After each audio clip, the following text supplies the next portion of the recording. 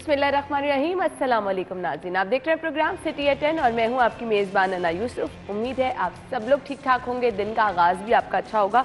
और अभी अखबार पढ़ते पढ़ते मेरी आंखों के सामने से गुजरा जी 9th क्लास का आज पेपर है, बोर्ड का पहला इम्तिहान है। तो गुड लक तमाम स्टूडेंट्स को, अच्छा पेपर करें, अच्छा रिजल्ट आएगा।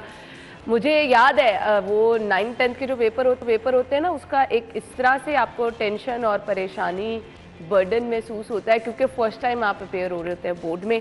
तो सबको एक बार फिर से गुड लक, अच्छी तरह से तैयारी करें, अच्छी तरह से पेपर दें और अच्छे रिजल्ट्स लें। इसके साथ साथ जी हमने कुछ आज के प्रोग्राम में डिस्कस करना है। कल जो तमाम दिन सिचुएशन रही, अभी भी मुख्तलिफ इलाके, शहर लाहौर की स्पेसिफिकली हम बात करें तो दाखिली खारजी रास्ते फ़िलहाल अभी भी बंद हैं, वो भी अपडेट आगे चल के आपको करेंगे। इसके साथ साथ दीगर कुछ खबरें भी होंगी, हमारे मेहमान भी आज के शो का हिस्सा होंगे और सेगमेंट्स भी हम शामिल करेंगे, आपको शहर की सूरत हाल से भी आगाह करेंगे। लेकिन सबसे पहले हमारा सेगमेंट होता है एक दिन एक नेकी।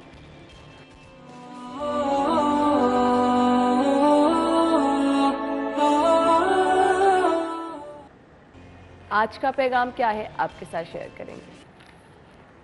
वनसल्ली अला रसूलिहिल करीम, अम्मा बाद। आज का मेरा पैगाम ये है, आदमी अपने दिल को कैसे ज़िंदा रख सकता है, दिल कैसे ज़िंदा रह सकता है। तो उसके लिए एक अमल तो ये है, कुरान मजीद की तिलावत गौर व फ़िक्र से किया करें। रातों को जागना सीख लें, अच्छे अखलाक अपनाने की कोशिश किया करें। इस अमल की वजह से अल्लाह आपके दिल को ज़िंदा कर देगा। जैसे कि रसूल अकरम सल्लल्लाहु अलैहि वसल्लम ने इरशाद फरमाया, अला इन्न फिल जसदी मुज़ग़ा, इंसान के जिस्म में एक गोश्त का लोथड़ा है, जब वो सही हो जाता है सारा का सारा इंसान ठीक हो जाता है। अगर वो ख़राब हो जाए तो सारा का सारा इंसान ख़राब हो जाता है, वो है दिल। इसलिए मेरे भाइयों, अल्लाह का ज़िक्र किया करो, मौत को याद किया करो, अल्लाह आपके दिल को ज़िंदा रखेंगे। अल्लाह मुझे भी आपको भी इस पर अमल करने की तौफ़ीक़ अता फ़रमाए। व आखिरु दावाना अनिल हम्दुलिल्लाहि रब्बिल आलमीन। सो ये थी जी आज की अच्छी बात, आज का पैगाम आपके साथ शेयर किया। हम बढ़ते हैं अपनी खबरों की तरफ। तो टॉप स्टोरीज़ मेरे ख्याल से हम क्या शेयर करें, तमाम खबरें जो हैं वो कल की सिचुएशन से अकॉर्डिंग ही है। हमारे पास हमारे साथ हमारे सीनियर रिपोर्टर और असाइनमेंट एडिटर आमिर रज़ा खान साहब मौजूद हैं। अस्सलाम वालेकुम। वालेकुम अस्सलाम। क्या हाल चले आप? ठीक, अल्लाह का शुक्र है। कल मेरे ख्याल से ना सिर्फ लाहौर में हम के मसरूफ़ दिन रहा, बल्कि आप रोही को कवर करते हैं आमिर भाई, तमाम वहाँ की रिस्पॉन्सिबिलिटीज़ देखते हैं, वो तमाम चैनल्स पे कल एक ही सिचुएशन चल रही थी। तो पहली खबर हमारे पास है जी, तहरीक इंसाफ का लॉन्ग मार्च, बत्ती चौक दिन भर मैदान जंग बना रहा। शाम होते ही रास्ते खुल गए, लेकिन रात को एक बार फिर से हमने देखा लिबर्टी में क्या मनाजिर थे। कैसे देखते हैं कल की सारी सिचुएशन को?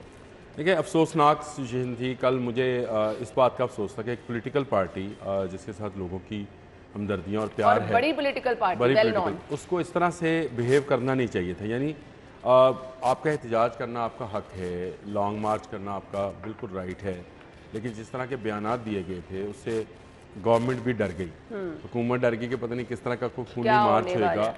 और अफसोसनाक के एक लड़का जो है वो इसमें उसकी जान भी चली गई दरिया में गिरने से। तो मैं ये समझता हूँ कि इस तरह के जो मामलात हैं उसको पॉलिटिकली हल होना चाहिए। उसका कोई डंडे के साथ, आंसू गैस के साथ या वाटर कैनन के साथ उसकी कोई लिंक नहीं बनता है। बिल्कुल सही कहा। ये कुछ और लोगों का काम है जो कि इस तरह का काम करते हैं। पॉलिटिकल पार्टीज़ जो हैं वो हमेशा कोशिश करती हैं कि उसको पॉलिटिकली हल किया जाए, लेकिन जो चेयरमैन तहरीक इंसाफ हैं इमरान खान, उन्होंने क्योंकि इनकार किया कि वो किसी के साथ नहीं बैठेंगे, किसी की फ़ोन कॉल नहीं लेंगे, किसी के साथ कोई मुआहदा नहीं करेंगे, किसी के साथ बैठकर बात नहीं करेंगे। तो ये एक मामला था जिस पर मैं समझता हूँ कि उनको अभी सियासी जो सूरत हाल है उसको मद्देनज़र रखते हुए टेबल पर आना चाहिए था। गो कि वो आए भी, कल ख़बरें भी आई कि उनके 3 लोग जो हैं वो एक जगह मुलाकात भी की, फिर रात 10 बजे का भी एक मामला सुप्रीम कोर्ट की तरफ से तय पाया। ये सारा काम जो है कल 25 मई से पहले पहले होना चाहिए था। टेबल पर बैठते, अपने मुतालबात रखते, और सबसे बढ़कर ये ना जो मुझे फ़ील होता है कि इमरान खान साहब को अब एक संजीदा सियासतदान होना चाहिए, बनना चाहिए। उनको असम्बलियों में वापस आना चाहिए। उनके वो इस्तीफ़े मंजूर ही नहीं है। वो दे के आए, वो टाइप शुदा इस्तीफ़े थे, ना स्पीकर के पास पेश हुए। असम्बली में जाएं, वहाँ से अपनी आवाज़ उठाएं, और मेरा ख्याल है वो इस धरनों से और इस लॉन्ग मार्च से प्लेटफॉर्म मौजूद है। इन धरनों से, इन लॉन्ग मार्च से कल जैसे पता चल रहा है इस्लामाबाद में जाते ही तमाम दरख्तों को आग लगा दी गई। मतलब आप क्या कर रहे हैं? ऑलरेडी हम कहाँ पर खड़े हैं? ऑलरेडी महंगाई के क्या हालात है, मईशत के क्या हालात है, उस पर आप नुकसान पे नुकसान किसका करें? अपना, अपने लोगों का, अपने मुल्क का। इसका बैनुल-अक़वामी सतह पे भी देखें, दो चीज़ें थी। कल यासीन मलिक की सज़ा का मामला था, वो दब गया इस सारी खबरों के अंदर, और उसके बाद IMF के साथ जो मुज़ाकरात दोहा में हो रहे थे उस पर भी असर पड़ेगा, क्योंकि अगर आपकी स्टेबिलिटी नहीं है गवर्नमेंट के अंदर, और आज सुबह आपने आके ऐलान भी कर दिया कि आप 6 दिन आगे लेके जा रहे हैं, तो ये ऐलान आपको 24 या 23 को कर देना चाहिए था, कि क्योंकि मुल्क की सियासी और मुआशी हालात ऐसे हैं जिनका मुतहम्मल नहीं हो सकता। आज आपने इमरान खान साहब ने अपनी तकरीर में भी यही बात की। तो मैं समझता हूँ कि उनको ये संजीदगी का मुजाहरा पहले करना चाहिए था। वो एक ग्रुप लेके और एक अच्छा खासा जत्था लेके इस्लामाबाद की तरफ उन्होंने मार्च का आगाज़ किया, और इस्लामाबाद पे ऐसे लगता था जैसे चढ़ाई कर दी गई। ये तासर नहीं जाना चाहिए। आपने जलसे किए, गवर्नमेंट ने आपको बिल्कुल सेफ जो है वो हेवन दिया, उसके लिए आप अपनी तकरीरें भी करते थे, गवर्नमेंट पर तनकीद भी करते थे, और उसको दिखाया भी जाता था। ना किसी जगह रोका गया, ना किसी जगह किसी को ये कहा गया कि इनकी तकरीर का ये हिस्सा हज़्फ कर दें। सब चीज़ें चली। अब आपने जब ऐलान किया, उसके बाद कुछ हमारे सियासतदान ऐसे हैं जो जला दो, गिरा दो, फेंक दो दरिया में, समंदर में, इस तरह के बयान देते। खूनी इनकलाब आएगा, और वही कोई खूनी इनकलाब नहीं आने वाला। इसी पार्लियामेंट के अंदर रहकर ही सारा का आपका मुतालबा क्या है? इलेक्शन करा दिए जाए। जब आप गवर्नमेंट में थे, और इलेक्शन की अगर आप सिर्फ आपके पास बयानिया ये इलेक्शन करा दिए जाए, आप इसी चीज को आगे, तो आपके पास प्लेटफॉर्म है असम्बली का, वहां पर जाकर आप ये बात बिल्कुल वहां पर जाकर करें। यहाँ एक बड़ा आसान तरीका है। इमरान खान साहब के पास जितना आसान तरीका है, किसी अपोजिशन के पास ये तरीका नहीं था।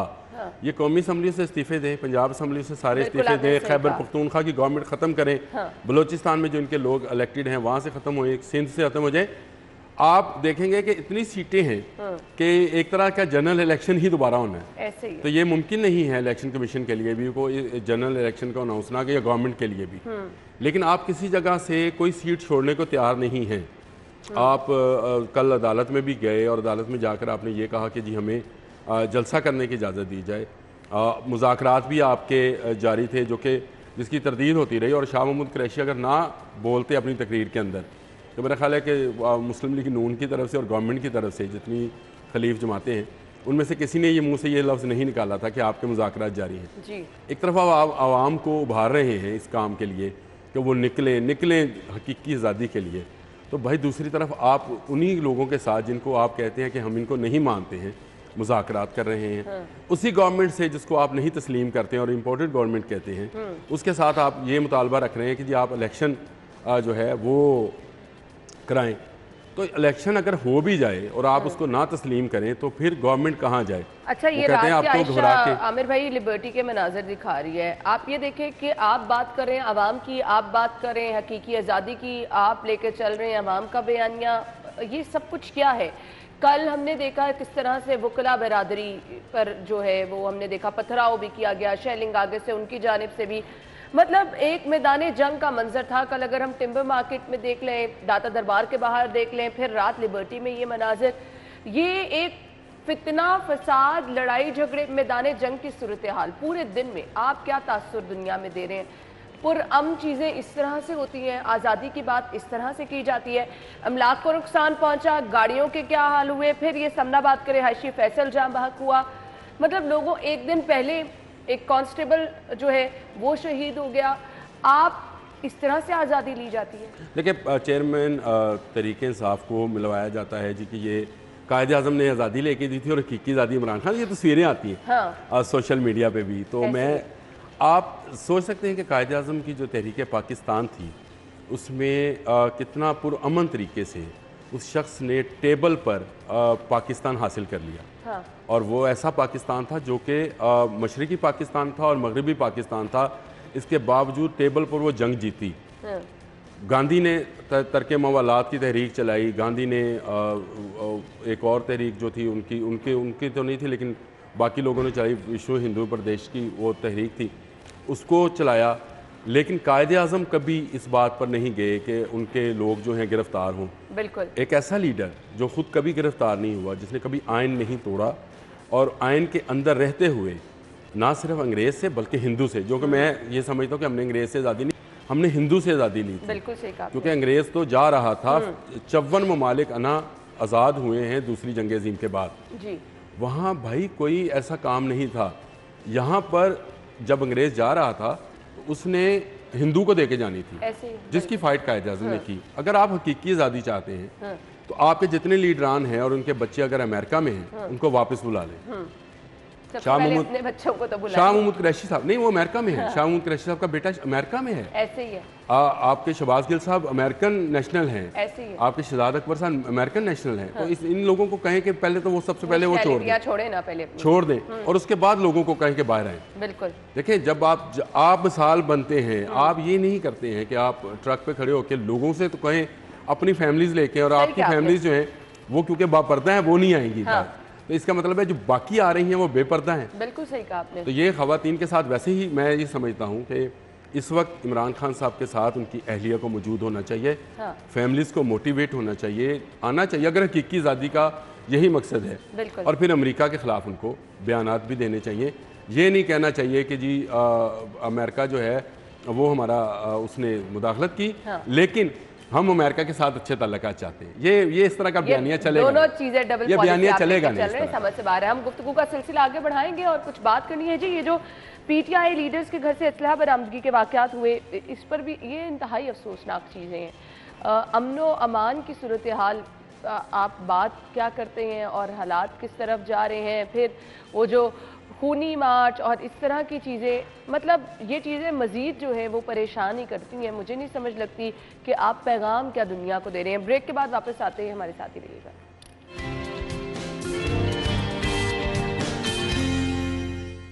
अब ये लोगों के हालात हैं, कोई बीमार है, कोई मैयत लेके जा रहा है, और यहाँ पर हालात ये हैं कि जी रास्ते बंद किए। और इसकी जिम्मेदारी किस पे है? किस पे है? देखिए, इसकी जिम्मेदारी उन पर है जिन्होंने इस तरह के हालात पैदा किए कि गवर्नमेंट को कंटेनर्स लगाना पड़े, रास्ते रोकना पड़े। नहीं तो मैं समझता हूँ कि ज़्यादा बड़ा हंगामा या ज़्यादा बड़ा फसाद हो सकता था। और गवर्नमेंट ने इसीलिए एक दिन पहले दफ़ा 144 का नफाज किया। दफ़ा 144 का नफाज नज़र कहाँ है? नज़र नहीं आया ना, लेकिन लगाया। उसी की बुनियाद पर पुलिस एक्शन करती है। देखें, आप कहते हैं नज़र नहीं आया। नज़र आया तो रोका ना पुलिस ने उसको। दफ़ा 144 थी जिसकी खिलाफ वर्जी की गई, और ये मुल्की कानून की खिलाफ वर्जी, मैं ये समझता हूँ कि मुल्की कानून की खिलाफ वर्जी है। हाँ, आप एहतजाज के लिए बाकायदा इजाज़त लें, एहतजाज के लिए आप बाकायदा परमिशन लें, और जहाँ आप करना चाहते हैं वहाँ करें। अगर आप जत्थों की सूरत में जाएंगे तो गवर्नमेंट का ये काम है कि अमन व आमा की सूरत हाल को मज़ीद बिगड़ने ना दें और उसको ठीक रखें। कल आप ये मैयत की बात करें तो कल पैदल भी मैयत जो है उसने वो कंटेनर्स को क्रॉस किया था, और हमने वो भी मनाजर देखे। लोगों को परेशानी हुई। आज तक जब तक कंटेनर नहीं आते हैं, बहुत सारे लोग जो हैं वो बेचारे फंसे रहेंगे। इन्होंने अपने काम पता ये चल रहा है कि जी शहर में कोई फल सब्जियों की कोई भी एंट्री नहीं हो सकी। वो सामान जो लेकर आती हैं गाड़ियां, वो नहीं पहुंच सकी हैं। वो महंगे हो गया आज, महंगे होंगे आज। उसका बहाना बनाया, और उसके जो आरतियों ने कोल्ड स्टोरेज से निकाला सामान अपना, उन्होंने उसको महंगे दामों बेचा कि जी रास्ते बंद हैं। और अभी तो चले शुक्र है अल्लाह का रास्ते खुल गए, नहीं तो ये आपको पेट्रोल की किल्लत भी नज़र आनी थी। और ये कहा जाना था कि जी पेट्रोल क्योंकि 2 दिन का था हमारे पास, वो ख़त्म हो गया, और उसके बाद ये ब्लैक में फ़रोख्त होनी शुरू होनी थी।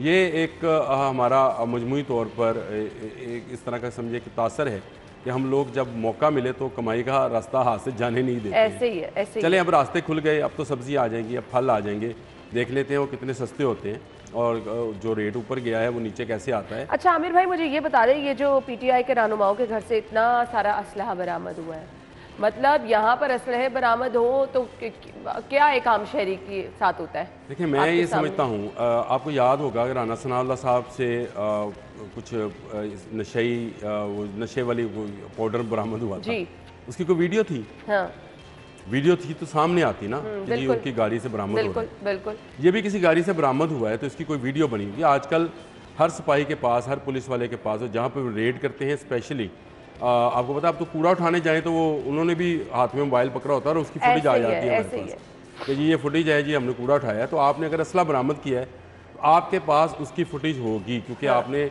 बाकायदा प्लान के तहत छापा मारा है। आप ये नहीं है कि रास्ते में जाती हुई गाड़ी को रोका आपने रेड किया है किसी के घर पे, तो आपके पास यकीनन उसकी वीडियो मौजूद होगी।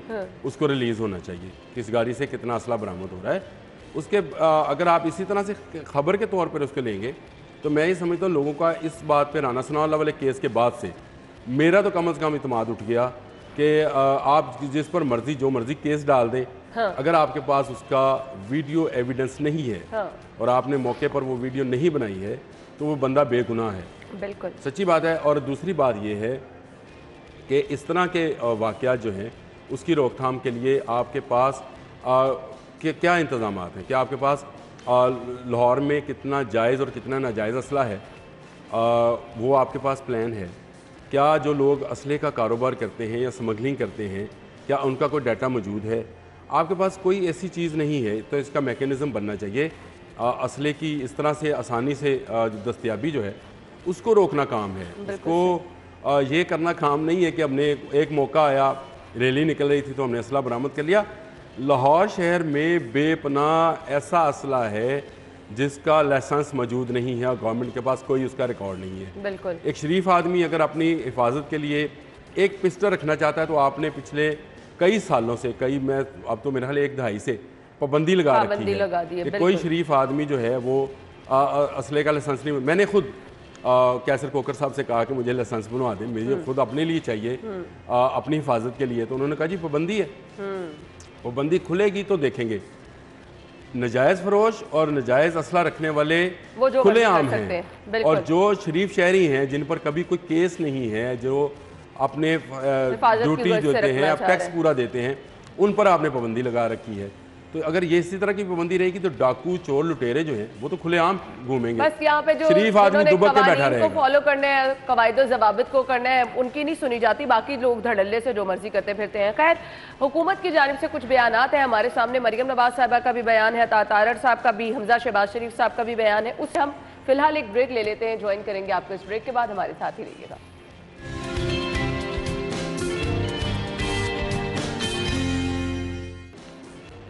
खुश आमदीद आपको एक बार फिर से शो में कहेंगे जी। मरियम नवाज साहिबा कहती हैं पंजाब ने लॉन्ग मार्च मुस्तरद कर दिया, अवाम ने बदला ले लिया। हमजा शहबाज शरीफ साहब कहते हैं असला बरामदगी खूनी मार्च की मनसूबाबंदी है और अवाम ने इंतशार और नफरत की सियासत को मुस्तरद कर दिया है। ऐसा ही हुआ आमिर भाई? हाँ, ऐसा है, लेकिन इनको शुक्रिया अदा करना चाहिए राना सनाउल्लाह का। और मैं समझता हूँ कि वो अपनी स्ट्रेटजी में कामयाब रहे। उन्होंने जिस तरह का डर और खौफ इस रैली से पहले डाला था लोगों के दिलों में, उसने लोगों को निकलने नहीं दिया। हाँ। गर्मी थी, इसमें शायद लोग वैसे भी कम निकलते हैं सुबह के वक्त में, शाम के वक्त में लोगों का ज़्यादा रुझान है बाहर निकलने का, और दिन के वक्त में बहुत कम, महदूद चंद लोग निकले। हाँ। और मुझे तो कोई लीडरशिप नज़र भी नहीं आई। जो लीडरशिप जिसको हम समझते हैं लाहौर की, वो उनमें से 2 अफराद तो खुद को उन्होंने पुलिस के हवाले कर दिया। हाँ, अब वो क्या स्टोरी है वो 3-4 दिन पहले से मुझे पता थी। हाँ। किस तरह से वो कल भट्ट साहब ने भी इशारतन वाज़े कर दिया था कौन लोग वो अंदर चले गए। वो मैं नाम ले देता हूँ, इजाज़ चौधरी, महमूद रशीद दोनों सही है। अच्छा, वो अंदर चले गए। उसके बाद जो लीडरशिप है वो भी आपको नज़र नहीं आई है। बिल्कुल मास भाई डॉक्टर यास्मीन राशिद के वो जो एक गाड़ी भगाते हुए उनकी फुटेज है और उसको बैरियर्स तोड़ते हुए और पुलिस का रोकते हुए। अच्छा आमिर भाई, मुझे कल उस फुटेज को देख के थोड़ा सा अफसोस भी हुआ था। At least part of all this situation कुछ ख़वातीन का एहतराम होना चाहिए। अच्छा, आप मुझे एक बताएं, आप बात बताएं, आप पुलिस गर्ल हैं और आप खड़ी हैं रोड के ऊपर, एक तेज़ी से लैंड क्रूज़र भागती हुई आपकी तरफ आती है और वो सारे बैरियर्स और पुलिस की लाइनअप को ब्रेकअप करती है, उसको ब्रेक करती है, तो आपका रिएक्शन क्या होगा? आप एहतरामन हाथ बांध के खड़े हो जाएंगी, दाब बजा लाएंगे, या उसको रोकने की कोशिश करेंगे? और उसको रोकने का क्या तरीका है? उसके आगे आ जाएंगे? नहीं, आप उस पर डंडा चलाएंगे क्योंकि आप चाहते हैं कि वो रुके। बिल्कुल। अगर वो नहीं रुकती है और जो पूरी फुटेज है उसको देख लें। मैं डॉक्टर यास्मीन राशिद का बहुत एहतराम करता हूँ, वो बहुत एहतराम के काबिल हैं। बहुत सारे, उनकी बेटी उनके साथ थी, उसका भी है वो मामला है एक किंग एडवर्ड मेडिकल यूनिवर्सिटी वाला, और वो बाद में डिस्कस कर लीजिएगा। उन्होंने बड़ा गुस्सा भी किया था, आपको याद हो तो। करती हैं वो गुस्सा, हम पे करती रहें, लेकिन अगर आप इस तरह से भगा के लेके जाएंगे, और जो खतून ड्राइविंग सीट से उतरी, हाँ। उन्होंने जो पुलिस वालों के साथ लैंग्वेज इस्तेमाल की, और जिस तरह से पुलिस वाले कह रहे थे कि आप अपनी ज़ुबान को ज़रा देखें आप, मैं बिल्कुल, मुझे यकीन नहीं था। मैं पुलिस वालों को उजड़, बदतमीज़ और इस तरह का इल्काब से पुकारता हूँ कि इनको तमीज़ नहीं है लोगों से बात करने की, लेकिन कल उन्होंने तहम्मुल का मुजाहरा किया है। गो के वो आप सही कह रही है कि वो फुटेज देखते हुए, अब जब गाड़ी आप भगाएंगे इस तरह से, और उसके पीछे एक काली गाड़ी थी जिसको रोका गया और उसके ड्राइवर को निकाल भी लिया गया, चले उसको लगा भी दी गई, क्या ये तरीका सही है? क्या आप दफ़ा 144 की खिलाफ वर्जी भी करें और पुलिस पर गाड़ी चढ़ दौड़े और उसको पुलिस रोके भी किसी तरीके से ना? मुझे बताएं इसका, आप अगर आप पुलिस वुमेन हों और पुलिस गर्ल हों, आप उसको क्या सजेस्ट करती हैं, क्या किया जाए? जाने दिया जाए? जो लोग ड्यूटी पर हैं उन्होंने अपनी ड्यूटी निभानी है, और हर तरीके से अपनी जान का तहफ़्फ़ुज़ उनको कहा गया था कि किसी तरीके से, किसी तौर पे किसी को जाने नहीं देना है। तो अगर तेज़ भागती हुई लैंड क्रूज़र होए, वो किसी की भी होए, मेरी छोटी सी कार है वो भी होए, तो उसको पुलिस इसी तरह से रोके? किस तरह से रोके उसको? बिल्कुल ऐसे। मुझे बताएं उसके आगे क्या कोई बंद बांधा गया था? वो हर्डल्स तोड़ के निकली है गाड़ी, तो फिर उसमें पुलिस ने रोकने का एक ही तरीका था कि उसको चलती गाड़ी पे जो है वो डंडा बरसा दिया जाए, ताकि उसके शीशा ब्रेकअप और गाड़ी रुक जाए। और वो रुकी भी टिम्बर मार्केट में जाकर, फिर उसको डॉक्टर यास्मीन राशिद और अंदलीब अब्बास जो हैं उनके साथ पुलिस ने मुज़ाकरात भी किए, जिसको गिरफ्तारी का रंग दिया गया। असल में तो उनको उनकी गाड़ी तक पहुंचाना था जो दूसरी उनकी मुतबादल गाड़ी आ रही थी। तो ये मैं समझता हूं कि पीटीआई की इस हवाले से, लीडरशिप के हवाले से एक नाकाम पॉलिसी रही कि उनकी लीडरशिप बाहर नहीं निकली। हमाद अज़हर निकले, बिल्कुल उनको दाद देनी चाहिए, और उन्होंने जो ट्वीट किया था कि 9 बजे बत्ती चौक पहुंचे साहब, उसको तो उस पर अमल पैरा, लेकिन बाकी लीडरशिप कहाँ, जो लाहौर से जिन्होंने वोट लिए थे वो कहाँ हैं? वो कहाँ थे? बिल्कुल आपने सही कहा। शफकत महमूद किसी जगह नजर आया आपको? मुराद राह से एक जगह बस में से उतरते हुए, ये वकला जहाँ पे थे वहाँ पे हल्की सी झलक आई, उसके बाद वो गायब है। ऐसे ही है। गायब से मुराद ये नहीं है कि उनको पुलिस ने गिरफ्तार कर लिया, लेकिन वो मंजर से आउट हैं। बिल्कुल। और भी लोग हैं जिनका अगर मैं वो नाम लेता हूँ तो फिर वो मसला बनेगा, लेकिन वो लोग भी गायब थे। हुकूमत ने तो इसको एक नाकाम मार्च कह दिया। तलाल चौधरी साहब नहीं, नाकाम मार्च तो है, ये बात आप मान जाए। 700 लोग निकले, तलाल चौधरी साहब। लाहौर की पीटीआई की लीडरशिप इस मार्च को नाकाम करने में सबसे अहम किरदार अदा किया। किसी एक जगह हुआ, कामयाब हुआ। ये जो रात को दोबारा लिबर्टी में एक एपिसोड, नहीं वो तो ये इस तरह के, वो क्या था मुझे इस तरह के ग्रुप और जत्थे निकलते रहते हैं और वो फिर पुलिस पर वो फेंकते हैं। ये हम बचपन से देख रहे हैं, आज से नहीं, ये बचपन से हम यही चीजें देख रहे हैं। वो एक जगह से निकले, गली में से निकले, कुछ पत्थर फेंके, कुछ बोतलें फेंकी, उसके बाद ये रात को दोबारा से करने की दोबारा से नहीं आ गए ना, दोबारा आगे चले। मैं ये समझता हूँ आ गए, अपना बदला लेने के लिए आ गए कि उनके साथ जो कुछ वहाँ पे हुआ। लेकिन अगर इसको ऑर्गेनाइज करके चलते, मार्च का एक ऐसा ऐलान किया जाता कि फलां जगह पे आप इकट्ठे हुए, कोई प्लानिंग की जाती। लाहौर की तमाम तरीके इंसाफ की बॉडी ना प्लानिंग कर सकी, छुप छुप के घरों से और किसी और के घर से वीडियो पैगामात जारी करते रहे कि हम बहुत बहादुर हैं, हम छोड़ेंगे नहीं। कोई स्टोर में छुप गया, कोई किसी जगह। ये इस तरह से ना आपका वर्कर मोटिवेट होता है, ना आप लोगों को निकाल पाते हैं। वही लोग निकले जो किसी ना किसी ओहदे पे हैं। आपको पता है कि लाहौर में ही तकरीबन 2000 बच्चों को इन्होंने सोशल मीडिया एक्टिविस्ट के लेटर जारी किए हुए। जी बिल्कुल बिल्कुल। अब वो समझते ये हैं कि वो शायद पीटीआई के बहुत ही डाई हार्ड है, तो वो लोग निकलेंगे, लेकिन उतने लोग भी नहीं निकले। मैं सिर्फ ये सोशल मीडिया के जो 2000 एक्टिविस्ट हैं उनकी बात कर रहा हूँ। उसके अलावा ओहदेदारान हैं। जो बच्चा अभी कल समनाबाद का दरिया में गिर के जिसकी जान गई, जख्मी हुआ और जा बहक हो गया, वो भी ओहदेदार ही था। बिल्कुल। तो ये जो असल में अवाम निकलनी थी वो नहीं निकली। जो आपके ओहदेदारान हैं या जो आप जिनको आपने समझा है वो भी मदूदे चंद निकले। तो ये एहतसाब होना चाहिए लाहौर की पूरी बॉडी का। मैं समझता हूँ कि वो क्यों इसको ऑर्गेनाइज करने में नाकाम रहे, क्यों कामयाब नहीं हुए। अभी 6 दिन के बाद खान साहब ने फिर कह दिया मैंने है। इसी तरफ आना था कि अब ये चीज़ तो वाइंड अप हो गई है, रास्ते भी शहर के खुल गए हैं, कुछ इस्लामाबाद की सूरत हाल में भी कल की निस्बत बेहतरी देखी जा रही है। अब ये जो डेडलाइन दी गई है इसकी हिकमत अमली क्या, इस पर हम बात कर लेंगे। हमने ब्रेक भी लेनी है और ब्रेक से पहले जान लेते हैं इस वक्त मौसम शहर का कैसा है टुडेज वेदर में।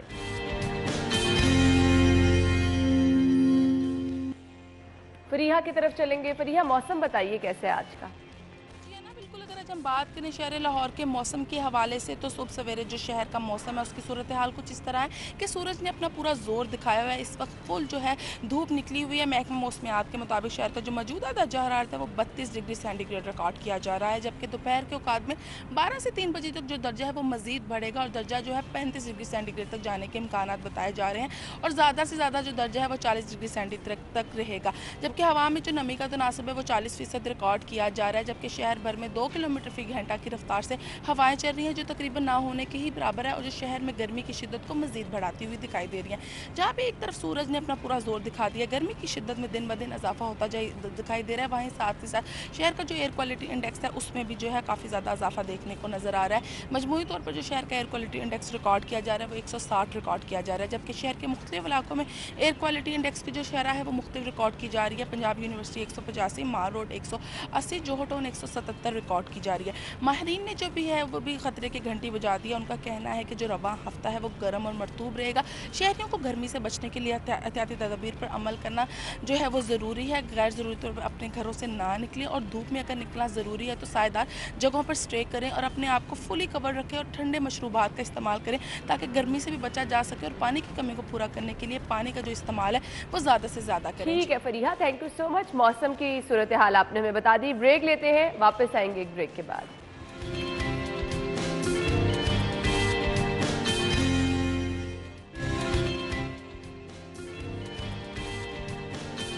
खुश आमदीद आपको एक बार फिर से शो में कहेंगे। और अब जब डेडलाइन दे दी गई है मजीद 6 दिन की और अब होने क्या वाला है, ऑपोजिशन की अगली हिकमत अमली क्या है, क्योंकि इस्लामाबाद से तो खबरें ये मौसूल हो रही थी कि रात ही रात में क्या हुआ, लोगों को पता ही नहीं था कि सुबह दिन चढ़ेगा तो क्या हो जाएगा। अब ये जो 6 दिन की डेडलाइन है, क्योंकि हमें ऑपोजिशन की हिकमत अमली भी कुछ ही पल बाद तब्दील होती नजर आ रही है। आमिर भाई क्या कहेंगे?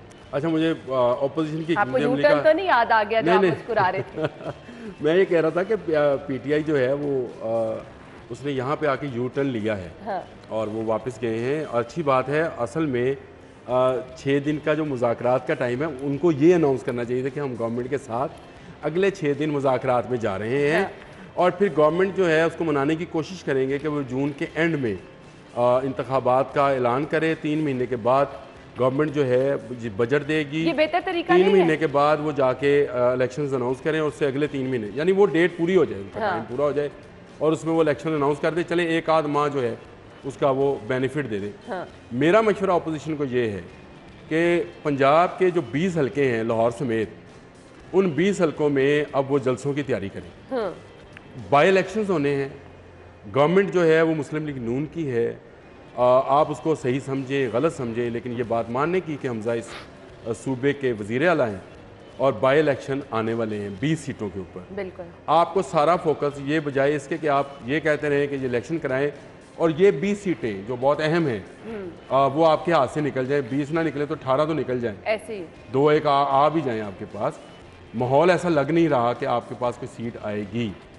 तो ये बेहतर ये है कि इमरान खान साहब 20 जलसे प्लान करें और उस पर काम करें कि कहाँ कहाँ किस किस हल्के में उन्होंने कब कब जलसा करना है। हाँ। उसके बाद गवर्नमेंट है, गवर्नमेंट को भी अब ये सोचना है कि एक टास्क राना सनाउल्लाह को दे दिया कि इनको बाहर नहीं जाने देना, 6 दिन के बाद भी नहीं जाने देना। सही, ठीक है ना जी? सही।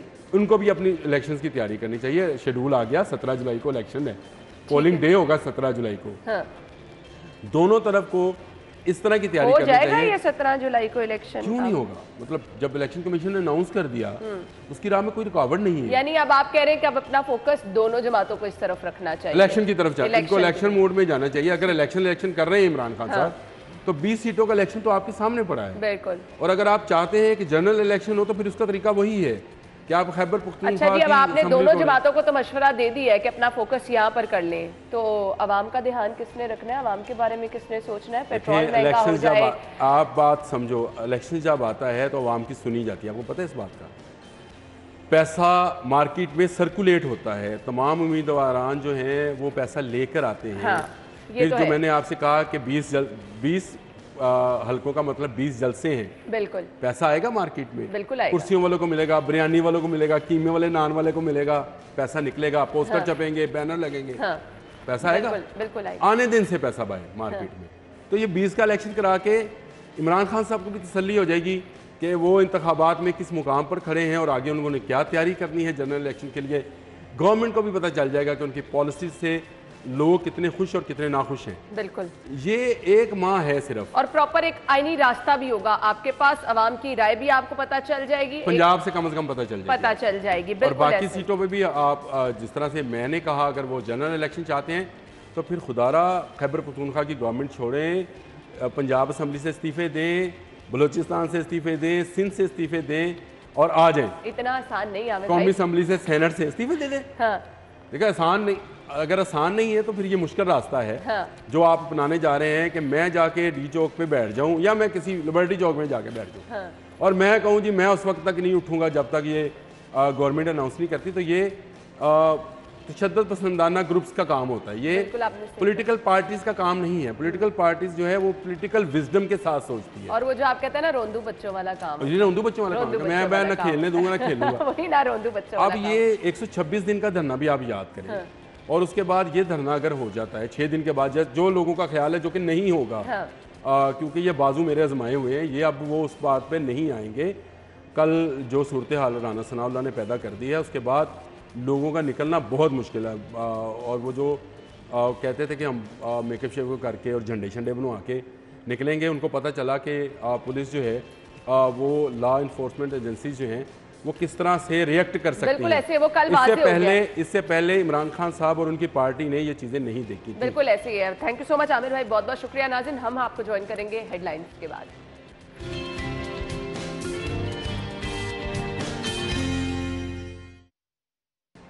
स्टूडियो में आपको एक बार फिर से खुश आमदीद कहेंगे। आज का हमारा टॉपिक जो है जिस पर हम गुफ्तगू करने वाले हैं, मनफी सोच, इसका खात्मा मुमकिन कैसे है।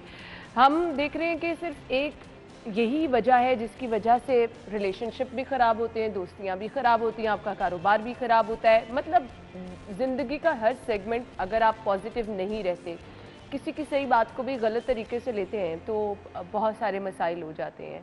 इवन आप जहाँ कहीं पे भी बैठे हैं वहाँ पर भी आपके बारे में, आपको किसी के बारे में भी कोई ऐसी सोच आ गई है तो आपकी वो प्रॉपर गैदरिंग, आपकी वो मीटिंग ख़राब होकर रह जाती है। ये मनफी सोच असल में इसकी वजूहात क्या है, किस तरह से एक इंसान की ज़िंदगी तबाह भी कर सकती है, और अगर वो इंसान इस आदत को, इस हैबिट को तर्क कर दे तो किस तरह से वो बेहतर इंसान बन सकता है। इस पर हम बात करने वाले हैं, कुछ टिप्स भी आपको देंगे और कुछ नफ्सियाती तौर पे भी आपको बताएंगे कि आया ये बीमारी है। कुछ लोगों को वैसी ही आदत होती है, कोई ठीक भी बात करो उसको गलत तरफ ले जाते हैं। फरहान जमील मोटिवेशनल स्पीकर और ताहिरा रुबाब माहिर नफ्सियात हमारे साथ मौजूद होंगी, अपने मेहमानों को खुश आमदीद देंगे। अस्सलाम वालेकुम, क्या हाल चल है आपके? अल्हम्दुलिल्लाह। अच्छा जी, फरहान आपसे मैं आगाज़ कर लेती हूँ। हम कहते हैं कि जी पॉजिटिव रहना चाहिए, पॉजिटिव रहना चाहिए। खुद वो लोग जो कि ये पैगाम देते हैं, आजकल सोशल मीडिया भरा पड़ा है उन लोगों से जो कि बैठ के लोगों को बता रहे होते हैं कि किस तरह से वो अच्छी ज़िंदगी गुजार सकते हैं, कामयाब ज़िंदगी गुजार सकते हैं। लेकिन अगर उनकी अपनी लाइफ में हम देखें तो कहीं ना कहीं ये मसाइल हर दूसरे बंदे की ज़िंदगी में है। ये मनफी सोच बेसिकली है क्या? जैसे हर बंदा पॉजिटिविटी की बात कर रहा है, लेकिन उसकी आपको अपनी ज़िंदगी में पॉजिटिविटी या उसकी अपनी सोच में, उसकी बातों में आपको पॉजिटिविटी नहीं मिलती। उसी के ऊपर कहा गया है कि action speaks louder than words. तो बातें करना बड़ा आसान है, लेकिन आपको खुद उसका अमल करना पड़ेगा। अच्छा, अब उस अमल को करने के लिए और उस पॉजिटिविटी को और उस नेगेटिविटी को अंडरस्टैंड करने के लिए आपको उसकी डेप्थ में जाना पड़ेगा कि नेगेटिविटी आती कहाँ से है। आपको मैं एक बात बताता हूँ कि नेचर में किसी भी चीज़ को अगर आप उसको छोड़ दें ऑन इट्स ओन, तो वो नेगेटिविटी की तरफ जाती है। फॉर एग्जांपल कि अगर ये हमारा स्टूडियो है, इसको हम साफ़ नहीं करेंगे, एज इट इज़ रहने देंगे, तो ये ऑफ कोर्स ये आहिस्ता आहिस्ता गंदा होता जाएगा। Even your shoes, every single thing, your car outside, वो ऑटोमेटिकली सब कुछ सेम एज आपकी सोच।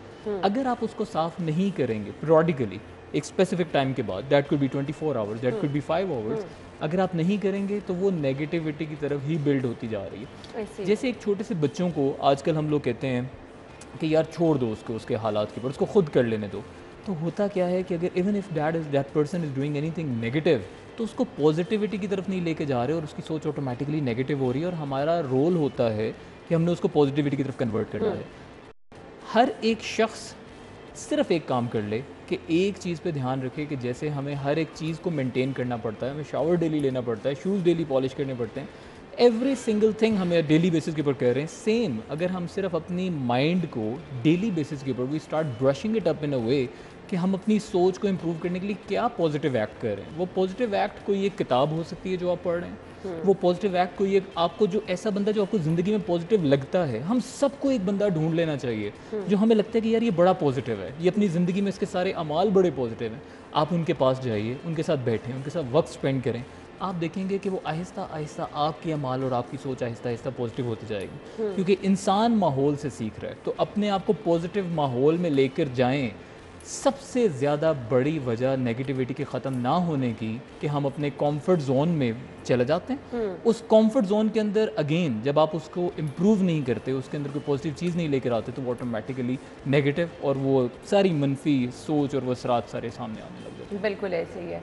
ताहिरा, ये एक बीमारी है, मुझे बताइएगा, क्योंकि मैंने बहुत सारे लोगों को ऐसे देखा है कि कोई नॉर्मल भी बात हो रही हो उसका मतलब गलत तरीके से निकालना है। आपकी एक सोच उसी तरह से डेवलप हो जाती है, हैबिट बन जाती है, एक लेवल पे जाके यकीनन ये एक बीमारी की शक्ल भी इख्तियार कर जाती है। बेसिकली ना बीमारी हम इसको नहीं कह सकते कि ये बीमारी है। हाँ, किसी एक स्टेज पे जाकर, जैसे कुछ बीमारियाँ ऐसी साइकोलॉजिकल होती हैं जिनमें लोगों की सोच बहुत नेगेटिव हो जाती है, जिसमें से depression is top of all. वो डिप्रेशन में अगर कोई बंदा हो तो उसकी सोच ऑटोमेटिकली नेगेटिव होना शुरू हो जाती है। या फिर इंसान की लाइफ में अगर उसके जो है बहुत एक लंबी सीरीज़ ऑफ फेलियर्स चल रही है, बहुत सारे चैलेंजेस उसने अपनी ज़िंदगी में देखे हैं, तो वो ऑटोमेटिकली, क्योंकि उसने फेलियर्स बहुत ज़्यादा देखे हुए हैं, तो उसकी सोच जो है वो नेगेटिव होना शुरू हो जाती है। बहुत राइटली पॉइंट आउट किया फरहान ने कि यहाँ पे हमारे यहाँ पे जब एनवायरनमेंट एक्चुअली हमारा नेगेटिव होता है, क्योंकि एनवायरनमेंट इज़ द की। अगर वो नेगेटिव होगा तो आपकी सोच जो है वो नेगेटिव हो जाएगी। सो हम ये कह सकते हैं कि बेसिकली ये बीमारी किसी एक स्टेज के ऊपर शायद जाके बन सकती हो, मगर अलॉन्ग विद दैट मैंने जैसे कहा कि डिप्रेशन हो सकता है या कोई और साइकोलॉजिकल प्रॉब्लम जो हो सकता है, एंग्जाइटी भी हो सकती है।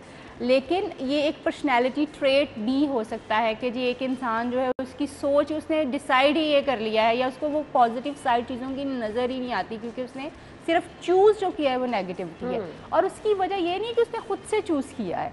ये जो छोटी, जब हम पर्सनैलिटीज़ की, रवैयों की और सोच की बात करते हैं ना, it is not a matter of day और टू कि आज आपने एक बात की तो मैंने उसको सोचना शुरू कर दिया। ये आज के दिन में नहीं होता, इसके पीछे बहुत साल लगे हुए होते हैं। हमारा बचपन इसकी एक बहुत ही बड़ी कड़ी होता है कि जहाँ से हमारी एक्चुअली जो हमारी चीज़ें जो है ना वो शुरू हमारे बचपन से होती हैं। Either we are getting positive और नेगेटिव, हम अपने फेलियर को घर का माहौल भी बहुत मैटर करता है। समटाइम हमारे बड़े ही हर चीज़ को उस तरह ले रहे होते हैं और बच्चों की भी वही हैबिट डेवलप। बिल्कुल, जैसे आपको याद हो कि अगर छोटा बच्चा जो है ना कोई भी चीज़ कर रहा हो ना, तो हम उसको फौरन ये अप्रिशिएट नहीं करने की कोशिश करते, अच्छा करके देख लो, करके देखो। हम उसको ये नहीं कहते, हम उसको ना ये टूट जाएगा, ना ये तुम्हें चोट लग जाएगी, ना ये वो पहली नेगेटिविटी है जो हम इंड्यूस कर रहे हैं बच्चों के दिमाग में।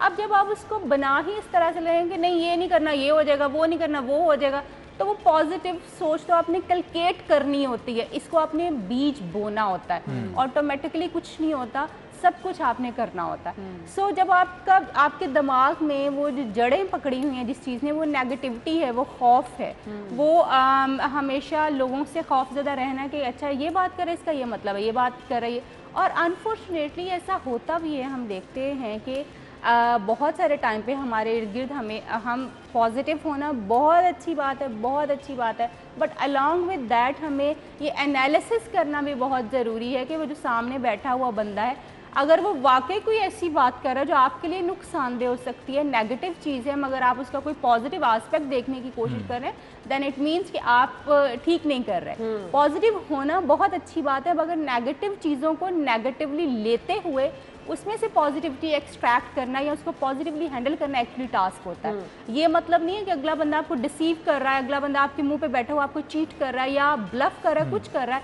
और हमने क्योंकि आपको बता दिया कि आपने पॉजिटिव सोचना है और आपने पॉजिटिव ही सोचना है, does not mean at all.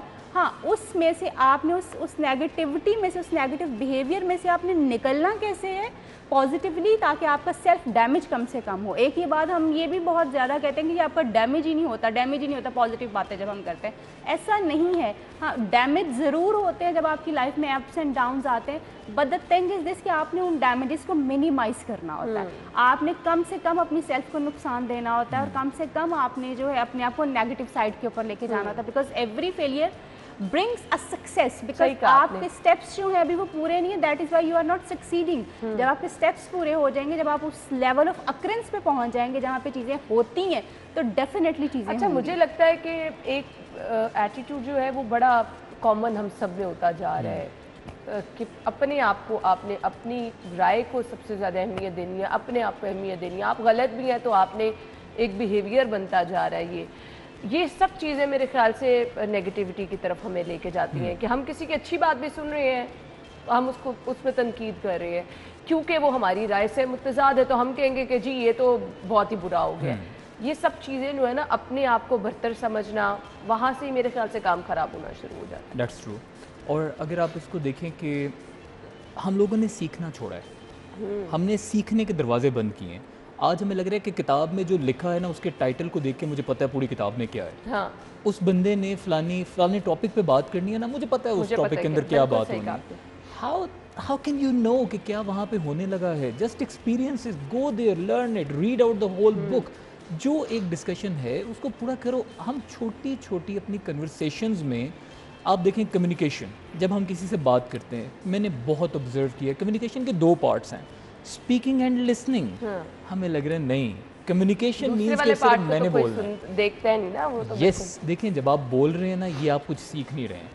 बोलना सिर्फ एक इस चीज़ का एक रिएक्शन है कि whatever you had in your mind you are speaking it up, लेकिन आपके माइंड में नई सोच, नई बात कैसे आएगी जब आप सुनना शुरू करेंगे। सुनने की जो एबिलिटी है ना, वो बड़ी कम होती जा रही है।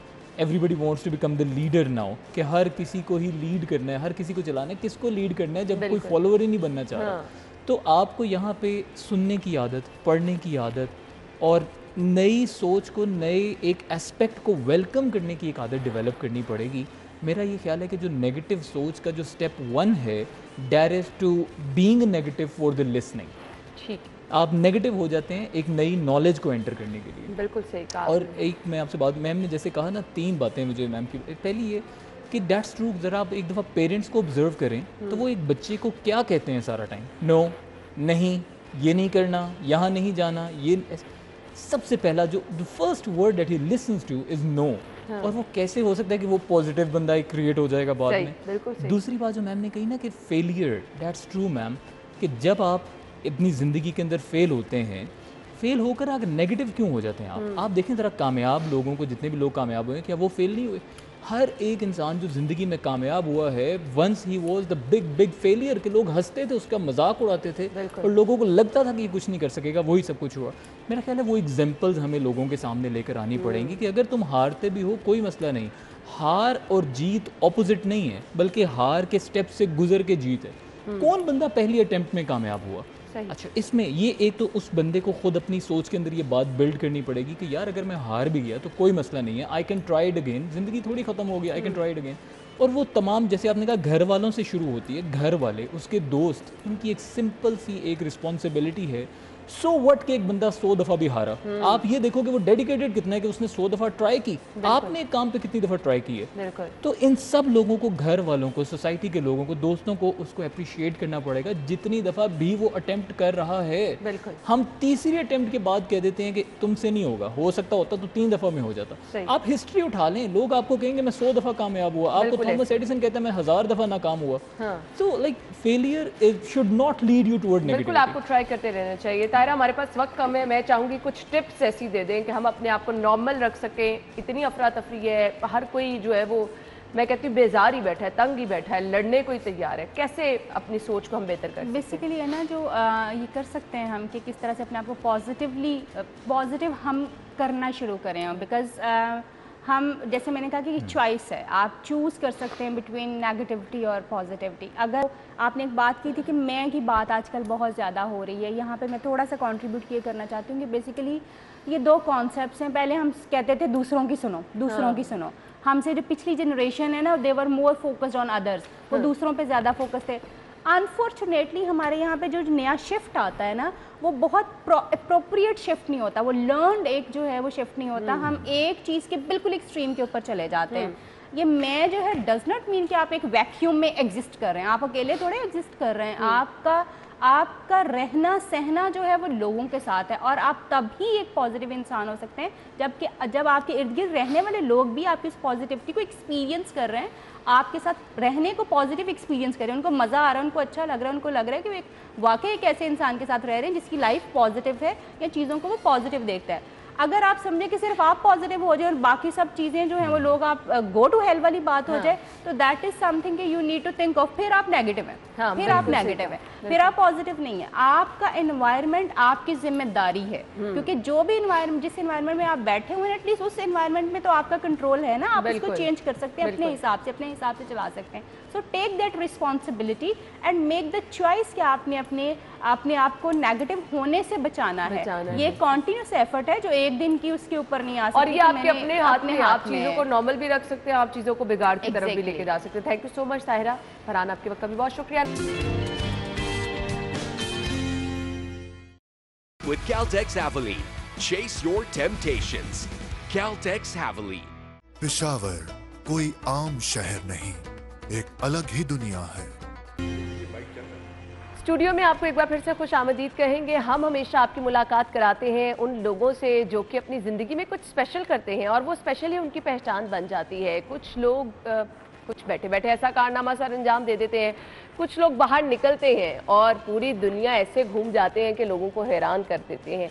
हमारे आज के मेहमान जो हमें ज्वाइन कर चुके हैं बाइकर्स हैं और उन्होंने कहाँ कहाँ सफ़र किया, बाइक पे कैसे सफ़र किया। अभी मेरे से ऑफ कैमरा पूछ रहे थे कि मैंने कभी बाइक पे सफ़र किया है, तो मैंने कहा जी इतना लंबा सफ़र तो नहीं किया, लेकिन जो किया है वो मैं अंदाज़न कह सकती हूँ कि बहुत मुश्किल होता है और जो आप कर लेते हैं वाकई वो नहीं कोई कर सकता। खैर कुछ कर दिखाने की आपके अंदर जुस्तजू होनी चाहिए, हिम्मत होनी चाहिए, तो बहुत सारी चीज़ें आप कर भी लेते हैं। अल्लाह ताला ने हर किसी के अंदर ये जज्बा रखा है। तो अपने मेहमानों की तरफ चलते हैं और उनसे जान लेते हैं कि उन्होंने ये कर दिखाने का कैसे सोच लिया। हमारे साथ जो हमारे मेहमान मौजूद हैं, फैसल खालिद साहब ने ज्वाइन किया है, बाइकर हैं ये भी। डॉक्टर उमर खान हमारे साथ मौजूद हैं और ये भी जी ट्रैवल करते हैं, बाइक पर करते हैं। कुछ बाइक भी मैंने इनकी देखी बड़ी स्पेशल किस्म की है, तो ये सफ़र कैसे कर लेते हैं इन्हीं से जान लेते हैं। अस्सलाम वालेकुम। वालेकुम अस्सलाम। क्या हाल चाल है आप? अल्हम्दुलिल्लाह, आप खैरियत से? अल्हम्दुलिल्लाह, थैंक यू सो मच। आप लोगों के वक्त का बहुत बहुत शुक्रिया। पाकिस्तान, ईरान, आज़रबाईजान, टर्की, मतलब बहुत आसान नहीं है। मुझे तो कोई लंबा सफ़र वैसे प्लान हो तो मैं इतना सारा सामान अपने साथ रख लेती हूँ जैसे पता नहीं क्या हो जाएगा और मैंने कितने दिन वहाँ जाके रहना है। सबसे पहले आपसे आगाज़ कर लेते हैं, डॉक्टर उमर खान से हम पूछेंगे कि कैसे प्लान किया कि बाइक पर इतनी दूर दूर सफ़र करना है। देखिए जी, सफ़र वसीला ज़फ़र है और जो एजुकेशन आप सफ़र में कर सकते हैं, जो एन्जॉयमेंट आप सफ़र में कर सकते हैं, वो किसी और चीज़ में नहीं होती। और ये अगर आप देखिए तो हमारे दीन में भी इसका है कि इल्म हासिल करो जहाँ भी जाना पड़े। इसमें मैं समझता हूँ कि पाकिस्तानी जो हमारे आम लोग थे, जो बाइकर्स हैं, वो उनका ये ख्याल था कि जब आप टूरिस्ट की बात करते हैं तो आप एक मखसूस नस्ल और मखसूस नेशनैलिटी की बात करते हैं। As a tourist you were not considered tourist if you are a Pakistani. ये एक तो हमने ट्रेंड चेंज करना था। सो पाकिस्तान से हम यहाँ गए और ये जिस ज़माने में मेरी एज आप जितनी थी, उस ज़माने में बड़ा मशहूर होता था, RCD कहते थे, regional cooperation for development. Pakistan, Iran और टर्की का एक ब्लॉक सा बना था। उस ज़माने में स्कूल्स अपनी स्कूल बसें लेके भी जाते थे इन मुल्कों में। तो हमारा थोड़ा सा ख्याल ये था कि अपने पड़ोसी मुल्क तो पहले हो के आए ना। और ये बाइक का इंतखाब क्यों किया? देखिए, कार में तो आप एक लोहे के जंगले में बैठे होते हैं ना, बाइक में आप एनवायरनमेंट का हिस्सा होते हैं। अच्छा। आपको एक खुशबू आ रही होती है उस एरिया की। बहुत बड़ा दिल मेरे ख्याल से करना पड़ता है, इतनी गर्मी में बाहर निकलना इतना मुश्किल होता है। फिर गर्मी सर्दी हर तरह का मौसम। 10 दिन पहले जब हम अर्जेंजान में थे टर्की में, वहाँ माइनस टेम्परेचर था, अर्जेरूम में माइनस में था। और आप दुरुस्त कह रही हैं कि जब हम जैदान के पास पहुँचे तो 45 से ऊपर था। ये तो होता है। फिर आपको जो मौसम की एक्सट्रीम्स हैं उन्हें बर्दाश्त करना पड़ता है, मगर उसके लिए अल्हम्दुलिल्लाह we were reasonably well prepared. मगर जी इट्स चैलेंजिंग। और दूसरी बात जो इससे भी अहम है, बाइकिंग इज़ इंजॉयबल मगर इसमें बर्दाश्त नहीं है, ये अनफॉरगिविंग है। अगर आप कोई चीज़ पूरी नहीं करते या अगर आप गलती करते हैं तो इसमें गलती की गुंजाइश बहुत कम होती है। You have to be very careful and very responsible. आप दुरुस्त करें। अच्छा, इसके साथ साथ मेरे ख्याल से आपको अच्छा ड्राइवर होना भी बहुत ज़्यादा ज़रूरी है। तो ड्राइविंग स्किल्स पहले प्रॉपर सीखी आपने और फिर ये स्टार्ट किया कितने लंबे सफ़र की तरफ जाना है? इसके अंदर अगर आप शुरू से हम लोग स्टार्ट करते हैं तो डॉक्टर साहब तो 25 से 30 साल से बाइकिंग कर रहे हैं और मैं तकरीबन 10-12 साल से कर रहा हूँ। अच्छा। जो प्रॉपर टूरिंग कर रहे हैं। बाइक तो आपको पता है पाकिस्तान में हर कोई चलाता है और बचपन से चला रहे होते हैं, लेकिन इसके अंदर ये था कि जब हम टूरिंग में आए तो उसके अंदर हमने प्रॉपर चीज़ें लर्न करना शुरू की। हम लोगों का ताल्लुक मैप से है, जहाँ पे हम लोगों का पहले सबसे सेफ्टी से ही स्टार्ट होता है। उसके अंदर सेफ्टी में सेफ्टी गैजेट्स, हेलमेट हो गया आपके, दूसरे safety knee pads, elbow pads होते हैं, मिरर्स होते हैं, और जो भी सेफ्टी रिक्वायरमेंट्स हैं पहले बाइकिंग की हम लोग वो पूरी करते हैं टूर से पहले। प्रॉपर आपकी किट होती है? जी जी, वो किट है। उसके बाद ड्राइविंग स्किल्स पे आ जाते हैं। पहले हम लोग यहाँ पे हमारा एसोसिएशन है तो हम लोग नाश्ता, राइड्स और छोटे छोटे इवेंट्स रखते हैं ताकि बाइकर्स को एक तो दूसरे से होना हो जाए और दूसरे वो ट्रैवलिंग एक दूसरे के साथ करके एक दूसरे के सिग्नल्स लर्न करना सीखें। ये बाइकर्स इंस्टीट्यूशन में आ जाती चीज़ कि जब आप बाइक ऑन रोड चलाते हैं तो आप एक दूसरे को अंडरस्टैंड कर रहे होते हैं, क्योंकि बाइकिंग में स्किल्स के अलावा आपकी कंपनी बहुत मैटर करती है कि आप जिसके साथ बाइक चला रहे हैं वो कैसा बंदा है। अगर तो वो आपके माइंडसेट के मुताबिक नहीं होगा तो आपका भी टूर ख़राब होता है, दूसरे का भी होता है। तो बेसिकली इसके लिए हम लोग ज़्यादातर पढ़े लिखे लोग हैं और माशाल्लाह से सारे वेल एजुकेटेड लोग हैं जो इस चीज़ में हैं, इसलिए सेफ्टी को भी कर रहे होते हैं। और जब हम कार और बाइक का कंपैरिजन करते हैं तो कार में इस तरह होता है कि आप एक रूम में बैठ के टीवी देख रहे हैं, और जब बाइक पे होते हैं तो आप एयर को फील कर रहे होते हैं, डस्ट को फील कर रहे होते हैं, एनवायरनमेंट को फील कर रहे होते हैं, और आपका जो व्यू होता है वो काफ़ी इन्हांस हो जाता है। तो हम लोग काफ़ी अरसे से पहले पाकिस्तान में तकरीबन जो मशहूर एरियाज़ हैं नॉर्थ में, साउथ में, हम लोग सब ये कर चुके हुए हैं। उसके बाद अब जो ये टूर पाकिस्तान, ईरान, तुर्की और अज़रबैजान का करने का मकसद था, इसका मकसद हम लोगों का एक बैरियर तोड़ना था कि नॉर्मल पाकिस्तानी ये सोचता है कि हम लोगों को वीज़ा नहीं मिलेगा। यहाँ पे फॉरेनर टूरिस्ट आते हैं, हम उनको एज अ मेहमान नवाजी भी करते हैं और वो लोग इंजॉय भी करते हैं, और पूरी दुनिया में एक पीसफुल पैगाम भी पहुँचता है पाकिस्तान का कि पाकिस्तान पीसफुल है और कितना खूबसूरत है। लेकिन हम लोगों की भी नॉर्मली ख्वाहिश होती है, आप किसी से भी पूछे जी आपकी अगर लॉटरी लगेगी, मिलियनर बनेंगे तो आप पहला क्या करेंगे? वो कहेगा जी मैं दुनिया के टूर पे निकलूँगा, मैं एक वर्ल्ड टूर करूँगा। बिल्कुल ऐसे ही है। तो बाइक के ऊपर भी ये इसलिए हम लोगों ने किया कि आम पाकिस्तानी का ख्याल था कि जी हमें वीज़ा नहीं मिलेगा, हमारी बाइक जो है वो पाकिस्तान से बाहर नहीं जा सकती, और इस तरह से करके ये थोड़े थोड़े हमारे दिल में भी खतरात थे।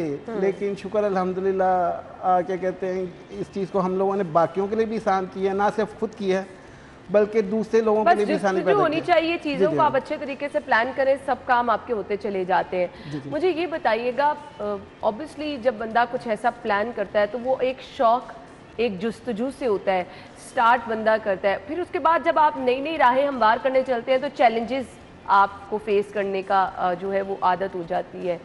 तो जब स्टार्ट किया तो वाकई एक शौक था। मैं आपको इसमें दो चीज़ें क्लियर कर दूं। एक तो फैसल ने बड़ी मेहरबानी की, इसने कहा कि डॉक्टर साहब को 20-25 साल हो गए हैं, वो 25 साल काम कर गए, अल्हम्दुलिल्लाह 50 साल हो गए। मैं बहुत छोटा था, ये पहले ऐसी बातें इतनी नहीं थी। जब हमारे एक पड़ोसी डॉक्टर साहब होते थे, आजकल हयात हैं अल्हम्दुलिल्लाह, थोड़े बीमार हैं और मशहूर वो डायबिटोलॉजिस्ट हैं, डॉक्टर आरिफ रियाज। 1966 में ही drove his Vespa to Paris and back. फिर एक और आपको मैं बताता हूँ, हमारे दोस्त हैं, वो भी he is a retired general, वो 68 में आया, मैं वो बाइक लेके आए और सीधे अफ़गानिस्तान चले गए। 70s का पाकिस्तान और था, 60s का पाकिस्तान और था। 70s में जब मैं किंग एडवर्ड मेडिकल कॉलेज गया हूँ तो उसके बरामदे में हंड्रेड्स ऑफ हिपीज़, उस ज़माने में हिपी ट्रेल थी, वो सोया करते थे। अब तो आपको टूरिस्ट नज़र कम आता है।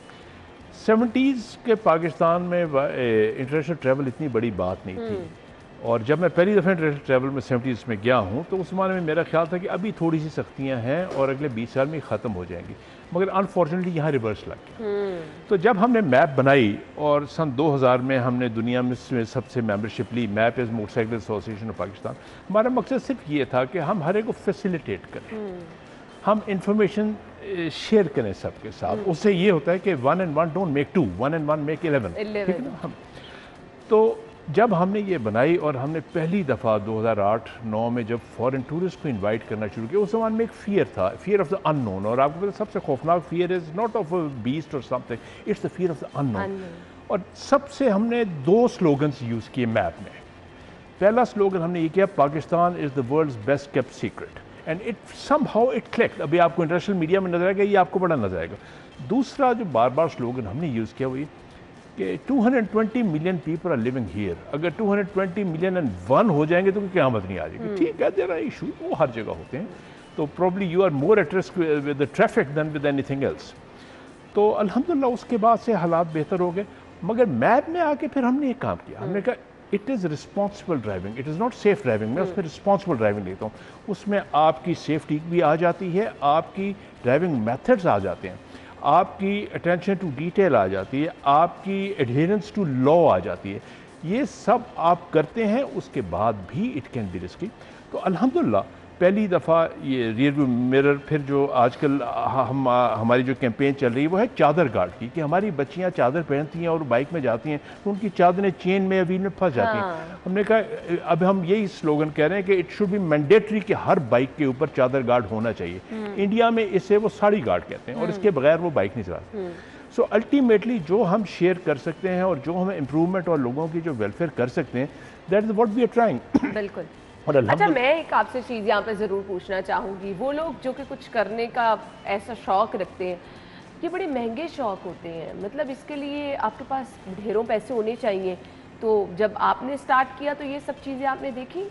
इसमें तो 2 चीज़ें हैं, अगर आप महंगा करना चाहो जितना मर्जी महंगा कर लो, अगर आप सस्ता करना चाहो तो बहुत हद तक आप सस्ता कर सकते हैं, कोई इतनी लिमिट्स नहीं है। मतलब मैं आपको बताऊँ, ये जब पहली दफ़ा बाइकर्स के साथ में गया उस वक्त मैं ओवर 50 था, क्योंकि दरमियान में मैंने छोड़ दी थी बाइकिंग, फिर मैंने भी शुरू की कुछ अर्से पहले। तो बच्चों को मैंने एक ही बात की, मैं कि आप चलो, अगर आप 5 स्टार में रहना चाहो आई एम विद यू, अगर आप कैंपिंग करना चाहो I am with you, I have no issues with that, I have no hangups with that too. So आप अपने एक्सपेंसेस बहुत कर्टेल कर सकते हो, कोई इतनी बात नहीं। सही सही। अच्छा, कुछ बाइक की तैयारी मुझे बताइएगा, क्या क्या चीज़ें देखते हैं और बाइक आपकी कैसी होनी चाहिए? जो लोग इस मुहिम जोई की तरफ जाना चाहते हैं, हम उनको भी थोड़ा गाइड करें।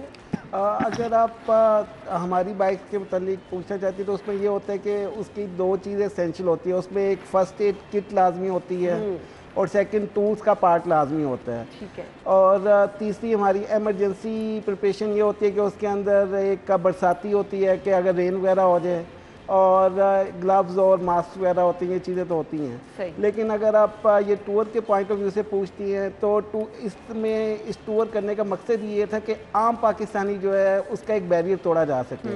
इसके लिए डॉक्टर साहब के पास माशाल्लाह बड़ी अच्छी बाइक्स हैं, लेकिन इन्होंने लोकल बाइक का यूज़ किया। और हमारे एक जुल्फ़िकार भट्ट साहब हैं, वो भी लंदन तक गए हैं आगे, उन्होंने भी एक लोकल बाइक का यूज़ किया ताकि आम पाकिस्तानी के लिए ये बैरियर तोड़ा जा सके। क्योंकि हम लोग देखते हैं कि लोग साइकिल पे भी पूरी दुनिया का राउंड लगाते हैं। बिल्कुल बिल्कुल। It's not about speed, it's not about power and other things, it's about कि आप क्या चीज़ हैंडल कर सकते हैं और क्या चीज़ आपके पास अवेलेबल है। उसके बाद तीसरी चीज़ आपका जज्बा आ जाता है। जज्बा मेरे ख्याल से सबसे पहले यही चीज़ आती है। अच्छा जी, कोई बहुत ज़बरदस्त वाक़या अपना इस तमाम टूर का जो आपने डिफरेंट मुल्कों में किए, कुछ शेयर करना चाहे और इनसे आपने जो सीखा वो भी हमारे साथ शेयर कीजिएगा। अहम वाक़या जो मैं आपसे शेयर करूँगा, जब भी मैं गया हूँ हर शख्स ने मुझसे एक सवाल ये पूछा कि आपने इतनी जगह देखी, आपका सबसे फेवरेट कौन सा था? और ये इस दफ़ा भी एक तो ईरान में और टर्की में लोगों ने ये भी सवाल किए बाज़ों ने कि पाकिस्तान के सुना है कि जंग चल रही है। We have to tell them nothing doing यार, इट्स जस्ट फाइन, ठीक है। मगर मैंने सबको एक ही जवाब दिया, मैंने कहा हर फूल की अपनी खुशबू होती है, you can't compare the two. दोनों अच्छी होती हैं, दोनों खूबसूरत होती हैं। मतलब इस दफ़ा जब हम टर्की से जा रहे थे तो जो ईस्टर्न टर्की है उसे ईस्टर्न अनातोलिया कहते हैं, दैट्स वेरी हाई प्लाटो। तो मैं देख रहा था, सोच रहा था और मूवी बना रहा था कि यार ये अगर आप मुझे वीडियो दिखाएंगे तो मैं इसे दियो से भी समझ लूँगा। इट इज़ सो मतलब क्लोज टू ईच अदर। तो इसमें ये सब चीज़ें डिपेंड करती हैं। और एक वाक़या नहीं, इस ट्रिप में जो ट्रिप का सबसे जो खूबसूरती बात होती है ये है कि आप मुख्तलिफ लोगों से मिलते हैं। फिर आप जब बाइक पे होते हैं आपको बिल्कुल सॉलिट्यूड होता है जिसमें आप मेडिटेट भी कर सकते हैं। और I don't know how many ideas come to your mind, how you recollect yourself on these trips. तो they are innumerable and all of them are very pretty, बहुत खूबसूरत। सही। क्या प्लानिंग है फ्यूचर की, प्लान्स क्या है? फ्यूचर की प्लानिंग तो यही है कि अपने भाइयों और दूसरे जो बाइकर्स उन्हें एजुकेट किया जाए, उनको भी ये मौके फराहम किए जाए, उनके लिए आसानियाँ पैदा की जाएँ। क्योंकि जब हम लोग पाकिस्तान से चले थे हम लोगों के अंदर भी हेजिटेशन थी कि हमने ईरान जाना है, लोग पता नहीं कैसे होंगे, तुर्की के कैसे होंगे, यहाँ कैसे होंगे। लेकिन जब हम वहाँ पे गए हमें एक रिस्पेक्ट मिली है, एक मोहब्बत मिली है। जिस तरह हम लोग फॉरेनर्स को ट्रीट करते हैं उन लोगों ने भी हम लोगों को ट्रीट किया कि वहाँ पे 200 ट्रक खड़े होते थे, 50 गाड़ियाँ खड़ी होती थी, लेकिन वो कहते थे बाइकर्स हैं, हमारे मेहमान हैं, ये पूरी दुनिया में हम लोग की किमित करेंगे। तो वो कहते थे पहले इनको आप क्रॉस करने दीजिए क्योंकि इन्होंने आगे लंबा सफ़र करना बाइक के ऊपर। तो एक रिस्पेक्ट थी। ऊपर से पाकिस्तान का जिस तरह से प्यार वहाँ पे देखा गया, ईरान में भी, अज़रबैजान में तो बहुत ही हम लोगों को प्यार और रिस्पेक्ट मिला है कि उन्होंने हम लोग को स्पेशल परमिशन लेके नहीं कि रात थी और हमने बॉर्डर क्रॉस करना था, 35 किलोमीटर होटल था, तो उन्होंने स्पेशल परमिशन कैंपिंग की हमें बॉर्डर पे लेके दी कि बॉर्डर उनका भी काफ़ी एहसास एरिया है। लेकिन उन्होंने प्यार मोहब्बत, और ईरान में भी उन्होंने हमें भाइयों और अपने घरों तक में जो भी आता था कहते थे आए जी हमारे घर, हर जगह वार्म वेलकम किया गया। मिला। छोटा सा मैसेज कुछ देखने वालों को आप देना चाहें? इसमें बेसिकली मैं एक बात कहूँगा कि पाकिस्तान के सारे ड्राइवर्स को, ट्रैफिक को एक चीज़ पता हो, और ख़ुसूसन हमारे कार ड्राइवर्स को। बाय द वे मैं मोस्टली कार ड्राइवर ही होता हूँ, बाइकर तो मैं शायद ना दूँ। वो ये बताइए कि कार्स के पास बम्पर्स हैं, ठीक है ना, उनके पास मड गार्ड्स हैं, बाइकर के पास अपनी हड्डी है। सो ये बात उन्हें हमेशा ख्याल रखना चाहिए। कितने कार वाले मैं देखता हूँ जो बिल्कुल आपके साथ डिस्टेंस नहीं रखते, बिल्कुल ऊपर चला गए थे। उन्हें क्या थोड़ा सा ख्याल करें। और मैं समझता हूँ उनके लिए टीचिंग ऑफ ड्राइविंग एथिक्स और specially dealing with the bikers and the importance of maintaining distance with the bike should be imperative. बिल्कुल, ये चीज़ें आपको मेरे ख्याल से आपके लिए भी बहुत ज़्यादा ज़रूरी होती है और एक ओवरऑल बड़ा डिसिप्लिन सा आप माहौल क्रिएट करते हैं अगर आप इन चीज़ों को फॉलो करें। थैंक यू सो मच, बहुत बहुत शुक्रिया आप लोगों के वक्त के लिए एंड गुड लक। इसी तरह से आप आगे जाते रहें, पाकिस्तान का नाम रोशन करते रहें और नई नई चीज़ें एक्सप्लोर करते रहें। नाज़रीन, हम लेंगे एक ब्रेक, ज्वाइन करेंगे आपको इस ब्रेक के बाद।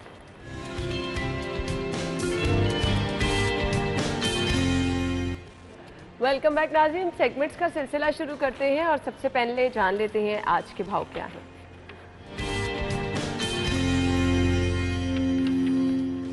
ओपन मार्केट की रेट लिस्ट हमारे साथ शेयर करने के लिए जी मौजूद है आज कलीम की तरफ चलते हैं। Over to. हाँ जी बिल्कुल, मौजूदा हुकूमत भी महंगाई के जिनको काबू करने में नाकाम दिखाई दे रही है। जहाँ पर मुतअद्दिद अशिया की कीमतें बढ़ती चली जा रही हैं, वहाँ पर सब्जियों की कीमतों को भी पड़ लग चुके हैं। कुछ ऐसी सब्जियाँ हैं जिसकी कीमतें मुस्तकिम हैं, जबकि मुतअद्दिद बहुत सारी ऐसी सब्जियाँ हैं जिसकी कीमतें मुसलसल बढ़ती चली जा रही हैं।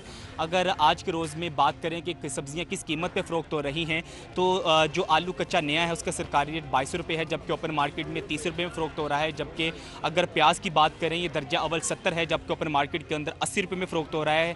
अगर टमाटर की बात करें तो ये 62 रुपये में जो है फ़रोख्त हो रहा है, जबकि ओपन मार्केट के अंदर ये 70 से 75 रुपये तक फ़रोख्त हो रहा है। अदरक चाइना की बात करें तो इसकी कीमत मुस्तकम है, ये 160 रुपये में फ़रोख्त हो रहा है, जबकि ओपन मार्केट के अंदर 170 रुपये में ही फ़रोख्त हो रहा है। अगर मेथी की बात करें तो गुज़श्ता कुछ दिन पहले जो है इसकी कीमत 80 से 90 रुपये थी, लेकिन अब इसकी कीमत 170 तक पहुँच चुकी है, जबकि ओपन मार्केट के अंदर 180 से 185 तक फ़रोख्त हो रही है। जबकि अगर बैंगन की बात करें तो इसकी कीमत 60 रुपये है, जबकि ओपन मार्केट के अंदर ये 70 से 75 रुपये में फ़रोख्त हो रही है। फूल गोभी की बात करें, इसकी सरकारी कीमत जो है वो 87 रुपये है, जबकि ओपन मार्केट के अंदर 95 से 96 रुपये तक फ़रोख्त हो रही है। शलजम सरकारी रेट जिसकी कीमत है 80 रुपये है, जबकि ओपन मार्केट के अंदर 85 रुपये में फ़रोख्त हो रही है। लीमू जिसकी कीमतें कुछ दिन पहले बहुत ज़्यादा थी, लेकिन अब वो कम हो चुकी है, जो कि अभी भी गरीब तबके के लिए जो है वो लीमू की कीमत बहुत ज़्यादा है, जो कि अभी इसकी मुकर्रर जो कीमत की गई है वो 300 रुपये है, जबकि ओपन मार्केट के अंदर 320 से 330 120 तक फ़रोख्त हो रहा है। इसी तरह मटर की अगर बात करें तो ये गुज़श्ता कुछ दिन पहले जो है ये 90 से 80 120 तक फ़रोख्त हो रहा था, लेकिन अब इसकी कीमत 190 तक पहुँच चुकी है और जबकि ओपन मार्केट के अंदर 200 से 210 तक फ़रोख्त हो रही है। इसी तरह ही जो मुतअद्दिद सब्जियाँ हैं उसकी कीमतों में मुसलसल इजाफा होता चला जा रहा है। आए रोज़ हर सब्ज़ी की कीमत में 10 से 5 रुपये मुसलसल इजाफा हो रहा है, जिसकी वजह से जो सफ़ेद पोश तबका है वो परेशान दिखाई दे रहा है और जो सब्जियां हैं उनकी पहुंच से दूर होती चली जा रही हैं। यहां पर गरीब आवाम का यही शिकवा है कि जो मौजूदा हुकूमत है वो भी गुज़श्ता हुकूमत की तरह जो महंगाई है उसे कंट्रोल करने में नाकाम दिखाई दे रही है। जी ठीक है जी, थैंक यू कलीम, आपने हमारे साथ रेट लिस्ट ओपन मार्केट की शेयर की। अब हम आपको बता देते हैं मीट रेट ज़ैनत शॉप के रेट हमारे पास होते हैं जी। बीफ पर केजी आपको मिलेगा 749 रुपीज़ में, और अगर आपको ख़रीदना है जी बीफ मिन्स, ये आपको मिलेगा 935 रुपये किलो में।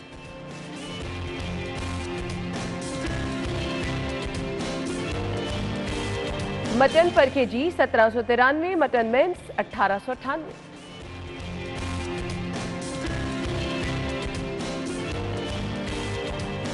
चिकन के रेट क्या हैं गवर्नमेंट रेट के मुताबिक, जिसको सरकारी निर्खनामा हम कहते हैं जिंदा मुर्गी 301 रुपये में आपको मिलेगी। इसका बना हुआ गोश्त 436 रुपये में मिलेगा आपको।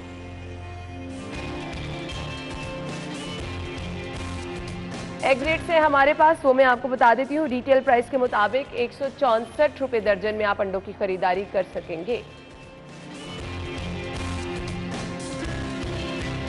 इसके बाद हमारे पास है जी होलसेल के रेट। अगर आप जा रहे हैं होलसेल पे 2 रुपये की बचत आप कर सकेंगे। 162 रुपीज़ 162 रुपये दर्जन में आप खरीदारी कर सकेंगे।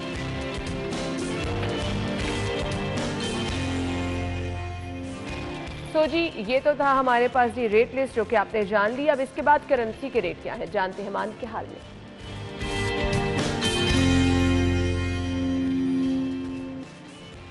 तो हमारे पास लिस्ट है करेंसी रेट्स की, आपके साथ शेयर करेंगे।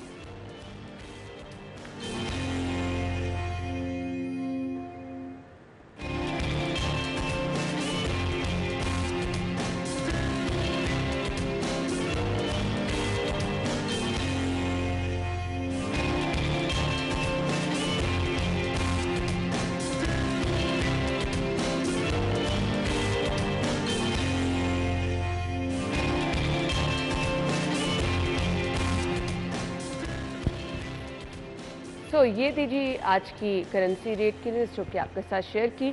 आपका फीडबैक हमारे लिए बहुत ज़्यादा ज़रूरी होता है। सजेशंस और फीडबैक हमें देते रहिए। हमारे फेसबुक इंस्टाग्राम पेज पे आप हम तक अपनी राय पहुंचा सकते हैं। इसके साथ साथ अगर आप हमारे शो में आना चाहते हैं, तो आपके पास कोई टैलेंट है, आप वो भी हमारे साथ शेयर कर सकते हैं। अपना बहुत सारा ख्याल रखिएगा। इंशाल्लाह कल मुलाकात होगी आपके साथ नए टॉपिक के साथ, नए मेहमानों के साथ। तब तक के लिए इजाज़त दीजिए। अल्लाह हाफ़िज़।